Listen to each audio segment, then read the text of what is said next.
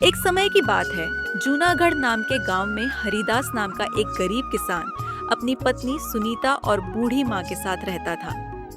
हरिदास की एक छोटी सी बेटी थी जिसका नाम कुसुम था।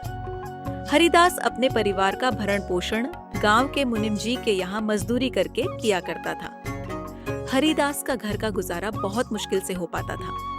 हरिदास के पास थोड़ी सी जमीन थी जिस पर सुनीता दिन भर मेहनत करके तरह तरह की फसल उगाती और गांव में बाजार के दिन सब्जियां और फल बेचा करती थी। सारे जूनागढ़ वासी सुनीता से ही फल और सब्जियां खरीदते थे।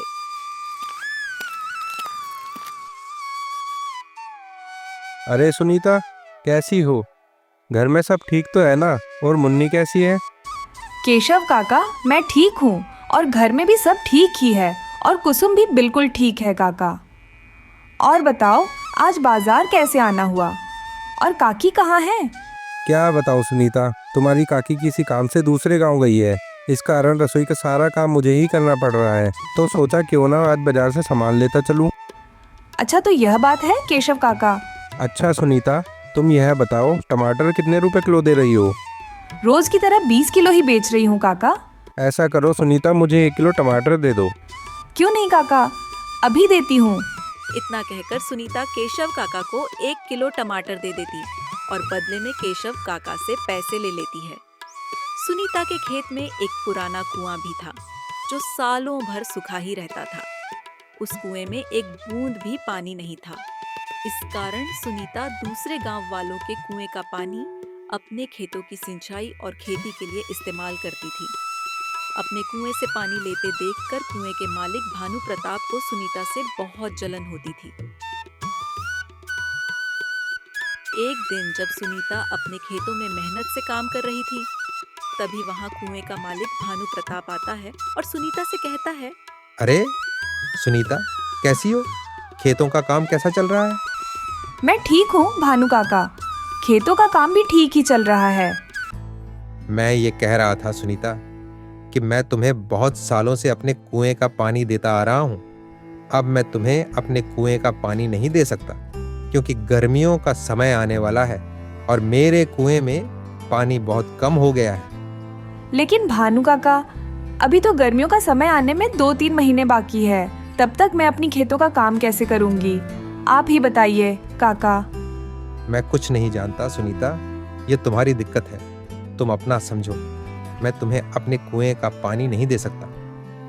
यह सुनकर सुनीता मन ही मन बहुत दुखी हो जाती है और घर जाकर अपने पति हरिदास को सारी बातें बताती है। ये क्या हो गया भाग्यवान, ये क्या परेशानी आ पड़ी? अब हमारा घर का गुजारा कैसे होगा? आप चिंता ना करो, ऊपर वाला सब देख रहा है। प्रभु हमारी मदद जरूर करेंगे। अच्छा ठीक है सुनीता, तुम जाकर आराम करो, मैं भानु काका से मिलकर आता हूँ। यह कहकर हरिदास भानु काका से मिलने उनके घर की ओर निकल पड़ता है। भानु काका, अरे ओ भानु काका, घर में हो कि नहीं? अरे कौन है भाई? रुको, आता हूँ। अरे हरिदास, तुम हो? मेरे घर कैसे आना हुआ? भानु काका, मुझे सुनीता ने बताया कि आपने हमें कुएं का पानी देने से मना कर दिया। हाँ हरिदास, ये बात सच है कि मैंने सुनीता को अपने कुएं का पानी लेने के लिए मना कर दिया। ऐसा क्या हो गया भानु काका? देखो हरिदास, मैं तुम्हें कई सालों से अपने कुएं का पानी देता आ रहा हूं और इस बार गर्मियों का समय आने वाला है। इस कारण मेरे कुएं का पानी बिल्कुल सूख कर कम हो गया है। अगर मैं तुम्हें अपने कुएं का पानी देता हूं तो मुझे गर्मियों में बहुत परेशानी होगी। लेकिन भानु काका, अभी तो गर्मियां आने में 2-3 महीने का समय है, तब तक मेरे खेतों का क्या होगा? मैं कुछ नहीं जानता। मैंने सुनीता को भी कहा था कि यह तुम्हारी समस्या है। मैं तुम लोगों को अपने कुएं का पानी नहीं दे सकता। हरिदास भानु काका को कुएं का पानी देने के लिए मनाने की बहुत कोशिश करता है, लेकिन भानु प्रताप नहीं मानता है। फिर हरिदास दुखी होकर थक हार के अपने घर की ओर निकल पड़ता है। क्या हुआ? भानु काका ने क्या कहा? सुनीता, भानु काका ने पानी देने से मना कर दिया। कह रहे थे अगर मैं तुम्हें पानी देता हूँ तो मुझे गर्मियों में बहुत परेशानी होगी। पानी के बिना क्या होगा? हमारे सारे खेत तो सूख जाएंगे और हमारा गुजारा कैसे होगा? अच्छा, वह जो हमारा पुराना कुआं है उसको खुदवाने में कितना खर्च लगेगा? उसमें तो बहुत पैसे जाएंगे। अरे, हमारे पास इतने पैसे तो हैं ही नहीं।